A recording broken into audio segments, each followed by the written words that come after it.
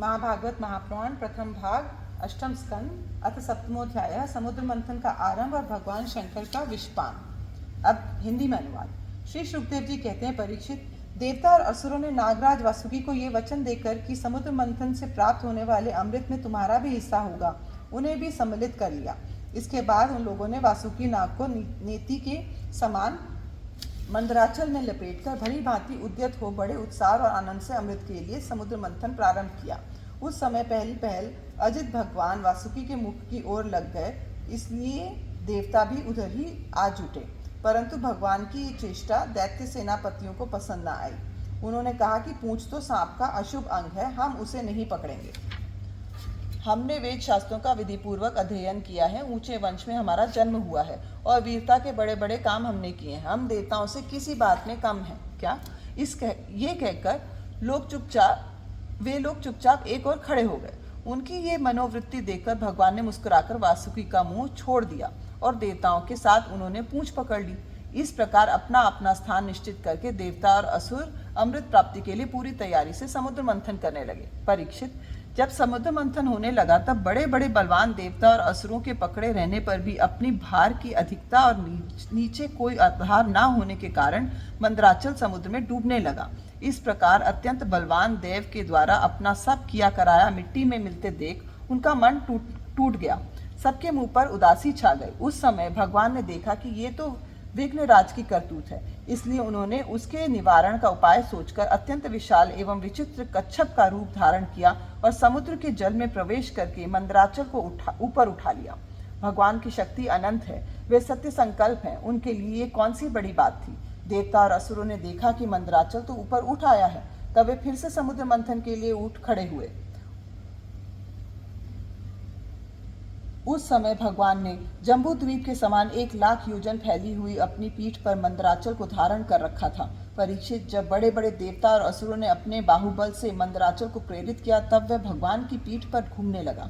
अनंत शक्तिशाली आदि कच्छप भगवान को उस पर्वत का चक्कर लगाना ऐसा जान पड़ता था मानो कोई उनकी पीठ खुजला रहा हो।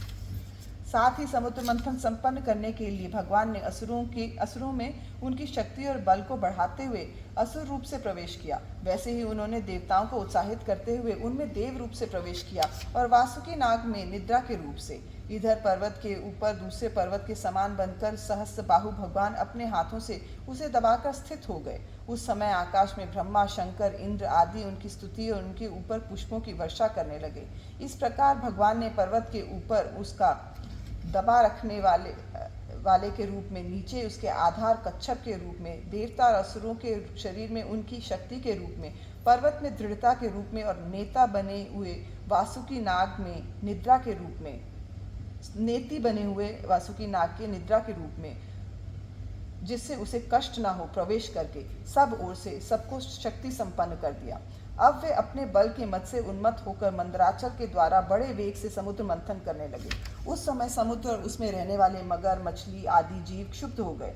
नागराज वासुकी हजारों कठोर नेत्र, मुख और श्वासों से विष की आग निकलने लगी। उनके धुएं से पौलोम, कालेय, बलि, इलवल आदि असुर निस्तेज हो गए। उस समय वे ऐसे जान पड़ते थे मानो दावानल से झुलसते हुए साखू के पेड़ खड़े हो गए हैं। देवता भी उससे न बच सके। वासुकी के श्वास की लपेटों से उनका भी तेज फीका पड़ गया। वस्त्र, माला, कवच एवं मुख धूमिल हो गए। उनकी ये दशा देखकर भगवान की प्रेरणा से बादल देवताओं के ऊपर वर्षा करने लगे एवं वायु समुद्र की तरंगों का स्पर्श करके शीतलता और सुगंधि का संचार करने लगी।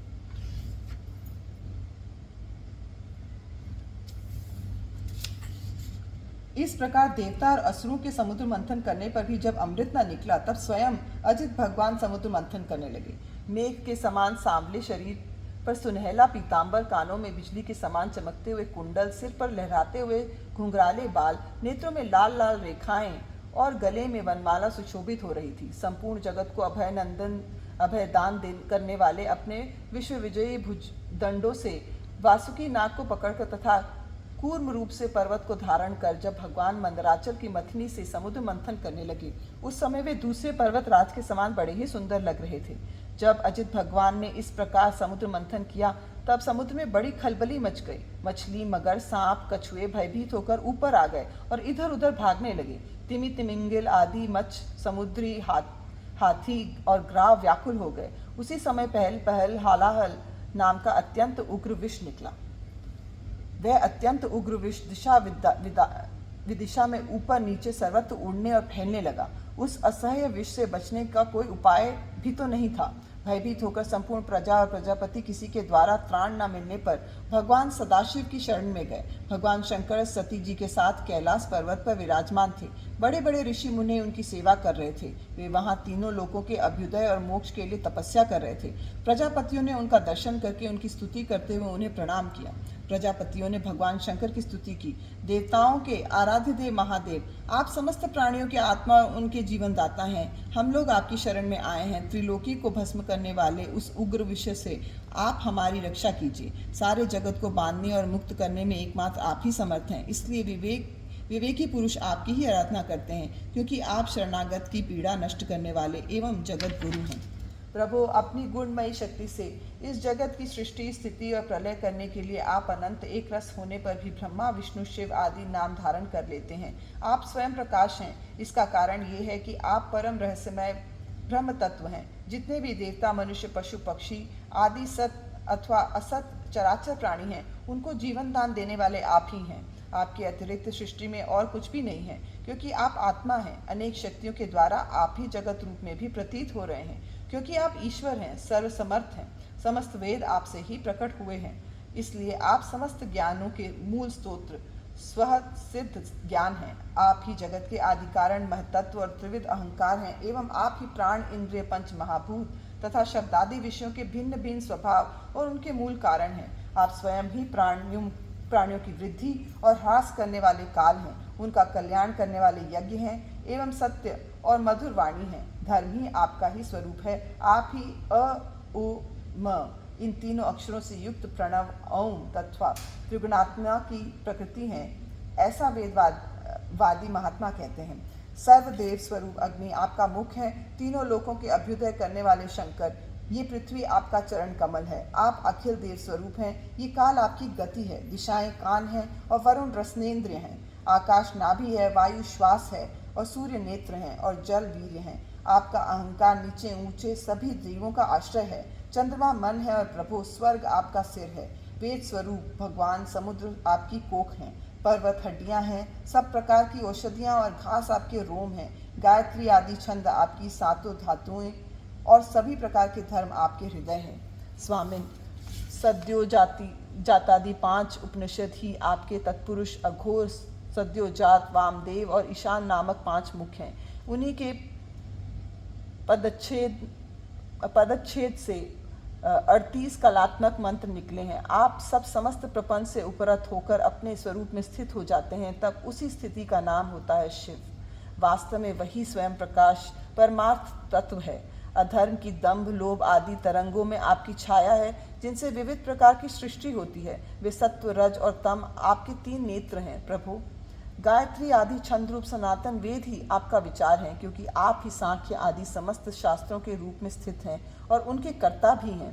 भगवान, आपका परम ज्योतिर्मय स्वरूप स्वयं ब्रह्म है। उनमें न तो रजोगुण, तमोगुण एवं सत्वगुण है और न किसी प्रकार का भेदभाव ही है। आपके उस स्वरूप को सारे लोकपाल, यहाँ तक कि ब्रह्मा, विष्णु और देवराज इंद्र भी नहीं जान सकते।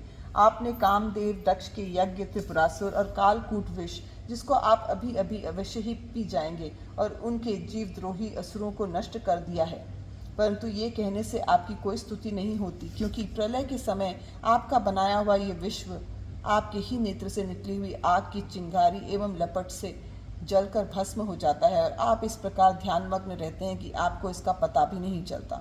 जीवन मुक्त आत्माराम पुरुष अपने हृदय में आपके युगल चरणों का ध्यान करते रहते हैं, तथा आप स्वयं भी निरंतर ज्ञान और तपस्या में ही लीन रहते हैं। फिर भी सती के साथ रहते देखकर जो आपको आसक्त एवं श्मशानवासी होने के कारण उग्र अथवा निष्ठुर बतलाते हैं, वे मूर्ख आपकी लीलाओं का रहस्य भला क्या जाने। उनका वैसा कहना निर्लज्जता से भरा है। इस कार्य और कारण रूप जगत से परे माया और माया से भी अत्यंत परे आप हैं। इसलिए प्रभु, आपके अनंत स्वरूप का साक्षात ज्ञान प्राप्त करने में सहसा ब्रह्मा आदि भी समर्थ नहीं होते, फिर स्तुति तो कर ही कैसे सकते हैं। ऐसे अवस्था में उनके पुत्रों के पुत्र हम लोग कह सकते हैं।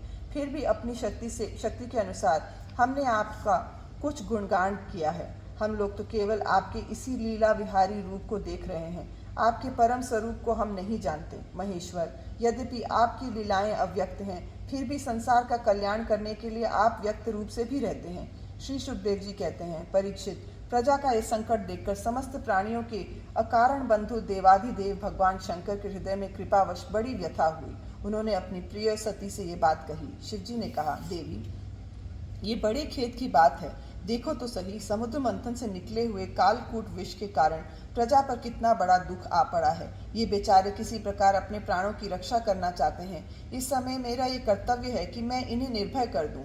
जिनके पास शक्ति सामर्थ्य है, उनके जीवन की सफलता इसी में है कि वे दीन दुखियों की रक्षा करें। सज्जन पुरुष अपने क्षणभंगुर प्राणों की बलि देकर भी दूसरे प्राणियों के प्राण की रक्षा करते हैं। कल्याणी, अपने ही मोह की माया में फंसकर संसार के प्राणी मोहित हो रहे हैं और एक दूसरे से वैर की गांठ बांधे बैठे हैं। उनके ऊपर जो कृपा करता है, उस पर सर्वात्मा भगवान श्री कृष्ण प्रसन्न होते हैं, और जब भगवान प्रसन्न हो जाते हैं तब चराचर जगत के साथ मैं भी प्रसन्न हो जाता हूँ। इसलिए अभी अभी मैं इस विष को भक्षण करता हूँ, जिससे मेरी प्रजा का कल्याण हो। श्री सुखदेव जी कहते हैं, विश्व के जीवन दाता भगवान शंकर इस प्रकार सती देवी से प्रस्ताव करके उस विष को खाने के लिए तैयार हो गए। देवी तो उनका प्रभाव जानती ही थी। उन्होंने हृदय से उस बात को अनुमोदन किया। भगवान शंकर बड़े कृपालु हैं, उन्हीं की शक्ति से समस्त प्राणी जीवित रहते हैं। उन्होंने उस तीक्ष्ण हालाहल विष को अपनी हथेली पर उठाया और भक्षण कर गए। वह विष जल का पाप मल था। उसने शंकर जी पर भी अपना प्रभाव प्रकट कर दिया। उससे उनका कंठ नीला पड़ गया, परंतु वह तो प्रजा का कल्याण करने वाले भगवान शंकर के लिए भूषण रूप हो गया। परोपकारी सज्जन प्रायः प्रजा का दुख टालने के लिए स्वयं दुख झेला ही करते हैं, परंतु ये दुख नहीं है, ये तो सबके हृदय में विराजमान भगवान की परम आराधना है। देवाधिदेव भगवान शंकर सबकी कामना पूर्ण करने वाले हैं। उनका ये कल्याणकारी अद्भुत कर्म सुनकर संपूर्ण प्रजा, दक्ष कन्या सती, ब्रह्मा जी और स्वयं विष्णु भगवान भी उनकी प्रशंसा करने लगे। जिस समय भगवान शंकर विषपान कर रहे थे, उस समय उनके हाथ से थोड़ा सा विष टपक पड़ा था। उसे बिच्छू, सांप तथा अन्य विषैले जीवों ने एवं विषैली औषधियों ने ग्रहण कर लिया। इति श्रीमद्भागवते महापुराणे पारमहंस्यां संहितायाम् अष्टमस्कन्धे मृतमथने सप्तमोऽध्यायः।